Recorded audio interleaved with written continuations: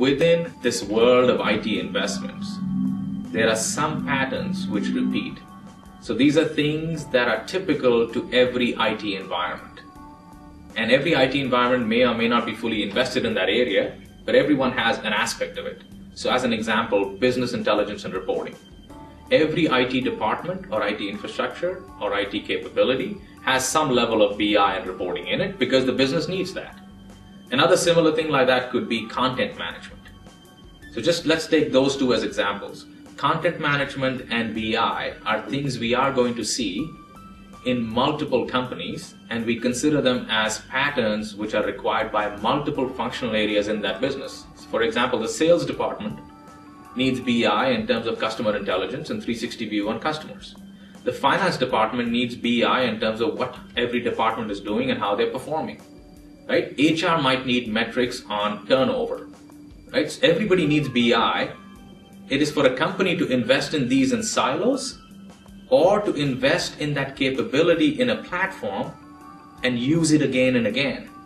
So that's when we say our platform vision is about getting reuse out of a robust investment in a platform once versus investing in it in silos. That's kind of a big distinction in terms of how you should consider making those investments. As I think is obvious to a lot of us who try to get anything out of locked investments in terms of existing systems. If you go back to what I said earlier, we have mainframes which have data locked in them. We have volumes and volumes of Word documents, PowerPoint, Excels, which have data locked in them. We have new systems from trading partners which have data locked in them. And across all of this structured and unstructured data, I am trying to extract information, make sense of it, and make good business decisions. That's what BI exists for.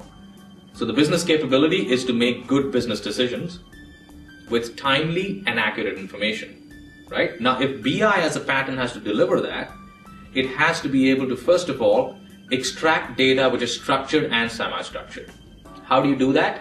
You need a services layer to abstract it. You need some integration in terms of services-oriented architecture. Right? I need that as a capability. I also need the capability of a user-friendly interface to surface it, maybe like a web.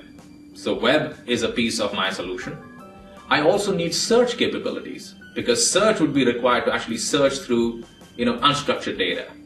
I also need authentication and federation with trading partners to securely get the information from them. So you're already seeing that we started with BI as my solution pattern, but I saw suddenly, I need services-oriented architecture. I need a good database strategy. I need a good security strategy. So all of these pieces are pieces of the puzzle. No one pattern can be sought after or invested in isolation. These all have architectural relationships which are important to deliver them at the level that the business is asking for. And that's what makes it so unique, that a solution pattern is not an investment in silo. It is an investment with the big picture in mind. Always think about starting at the highest level of abstraction. And when I say highest level of abstraction, it is what is the business capability I'm trying to deliver. Call it a business solution, even though solution is a very overused term, but that's what it is. What is the business solution I'm driving towards? For that business solution, what architectural pieces make sense, how they fit together, and some of these architectural pieces are prerequisites and recommendations. There's a difference between the two. To do a good BI solution and reporting, having a data warehouse is a must. It's a prerequisite. Having the data warehouse sit on something which is secure and has secure access is a prerequisite. Adding on nicer things like, some level of search to it, some level of social computing to it are nicer add-ons and could be recommendations. So in all of our thinking, there is deep architectural thought which has gone into what it takes to deliver that business solution.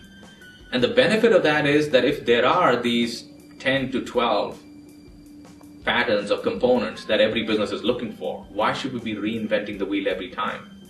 This framework, the goal of this framework is to provide people an agnostic approach to do this again and again instead of reinventing the wheel. And what is the benefit? You're going to get some consistency, you're going to save some time, and if we can successfully map architectural realities to it, it actually makes the solution robust and long-term. Because otherwise these are small, short-term investments we make and end up creating more silos and more spaghetti. So we're trying to avoid that.